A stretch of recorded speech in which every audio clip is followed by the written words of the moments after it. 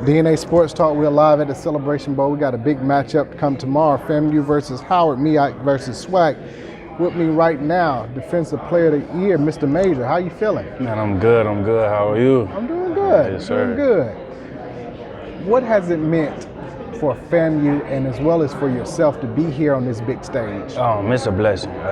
For the school, for the university, definitely expectation, I would say, to be here in this moment. How our fan base feels, Rally Nation, they are, they hold no punches. So I'm definitely grateful to be here and be in this opportunity, coming where I come from. So it's beyond a blessing. What are some of the things you've done since you've been here this weekend? We went to the World of Coke, which I've never been to, which is just to know some of those secrets was wild. The College Football Hall of Fame, which was lit my eyes up like a child last night. So, we even took a walk in the city of Atlanta. You know, I've never been here, so just to even be in the presence of just all of this greatness, is a blessing. You had walked through earlier. What was your first impression when you walked into the Mercedes-Benz Stadium? Oh my God, it was mind blowing. We played in, Miami Dolphins Stadium. We played in Raymond James in Tampa, but it's nothing like that Mercedes-Benz. I'll tell you that. It's mind blowing.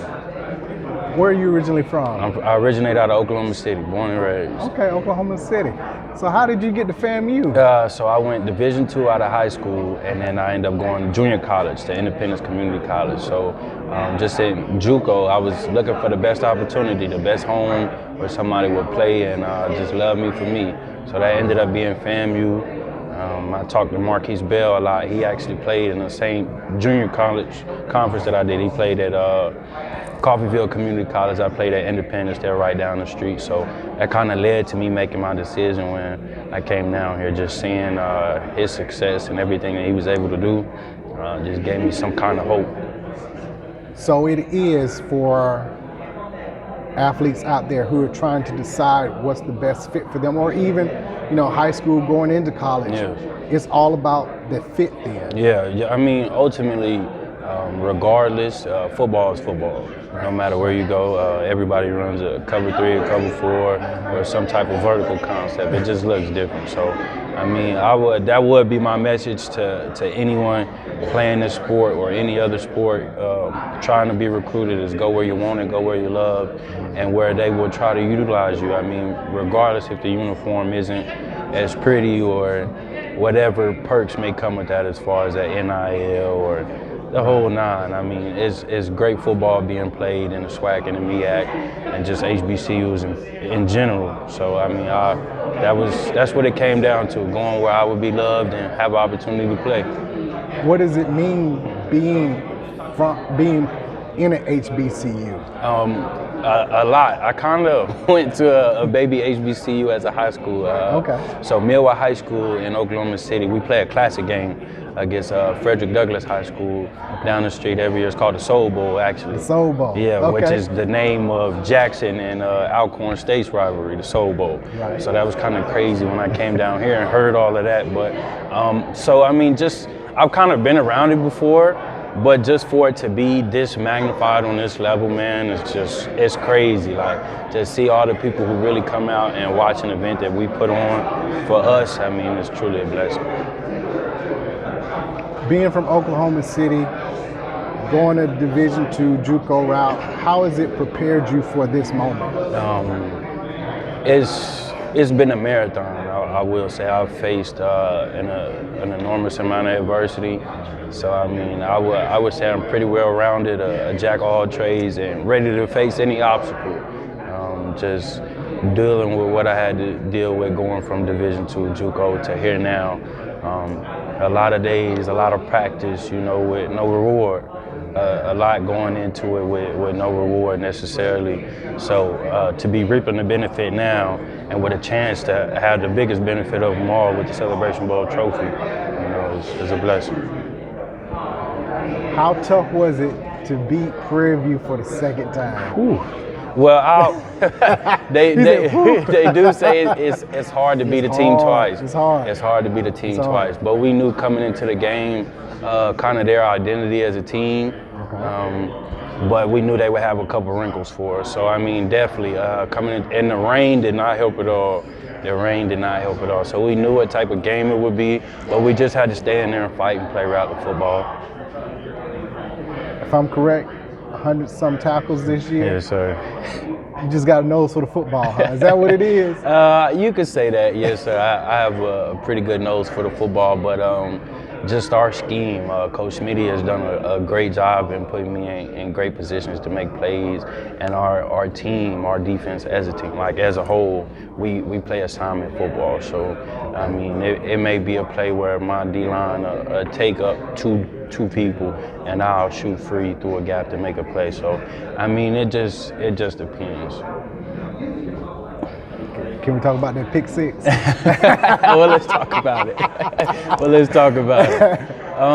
It was probably the most surreal moment I've had in college. And I won't even say just because I caught the pick or returned it for a touchdown. I think it was the energy in Bragg. It's a 7-point game. Alabama State act like they wanted to come back, and they was driving the field. Actually, it was about on the. I think they won a 35 or something like that. And I got in my zone, and he threw it up. I went to go get it, and I wasn't going down. So the rest is history, man. The rest is history. See, he say 35 now, y'all, for listening. When he gets a little older and tell everybody, oh, it was at the 50. Yeah, I picked it off at the 1 yard line, 90 yard line. Yeah, tell them it's a 99-yard return. Right. That's what I'm gonna tell the kids. Yes, sir. No, that's what's up, though. You all do have an excellent defense. And what is it gonna take tomorrow? Because they got what I call the law firm of Hunter, James, and Wheeler at running back. They're a running team, but you're great against the run. What's got to give? I mean, we just have to be disciplined. Ultimately, come out, relax, be disciplined, tackle the football, make tackles, and just play our game. Try not to do too much. Try not to do somebody else's job. Line up and play football, and the rest will take care of itself. I've heard it mentioned that y'all have the 7 Fs. Which one is the most important to you? Well, I would say 2. We have 7 Fs. So I would say my 2 favorite, I would say, are faith and fight. Okay. So faith, I believe in the Hebrew Israelite word. So okay. I'm big with my faith, not more so religion based, but you can't believe anything this guy says. Smitty rock. But yeah, so I'm big on faith, and then fight. Like I said, I've faced a numerous amount of adversity in my life. So fight not in a physical form, but in a mental, spiritual aspect. I definitely think it's allowed me to get to where I am today. How has it helped you to get to where you are today? Well, just I feel like I carried it with me even before I came to FAM. Fighting through the adversity. I lost my grandfather when I was in high school. It was a big part in my life with me not knowing my father. So that adversity alone, some people don't know how to deal with it. Some people go left. Having to go JUCO after something like that takes place, you know what I'm saying? It's a mental fight. You have to be able to go against the grain of what your homies is telling you, what everything else is going on around you. So just my faith and my fight has definitely established the man I am today. How much have your teammates and your coaches helped you with that? Definitely, as you just seen, Coach Smitty. I mean, he's more than just a coach, man. I truly see Coach Smitty as a father figure, even though I've never had one more. So I mean, like a big brother, a friend. Like I mean, he coaches, but I mean, outside of football, man, he's a great man, a good person. So, and my teammates, man, just knowing where I'm from. And knowing that I'm far from home, so they'll come on, Major, let's go kick it, because I'm so far from home, and they may see that something's bothering me at the time. So, I mean, they don't call us FAMU for no reason. Yes, sir.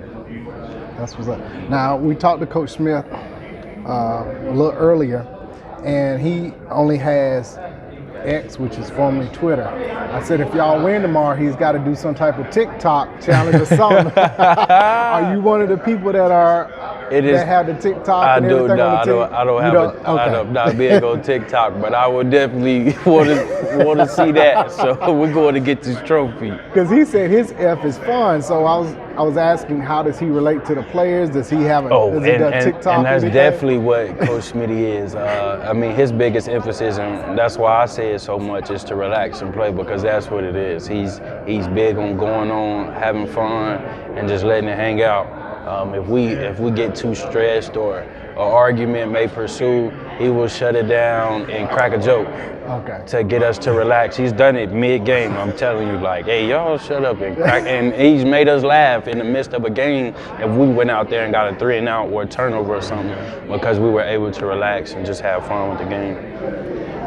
Growing up, what team did you like watching play football?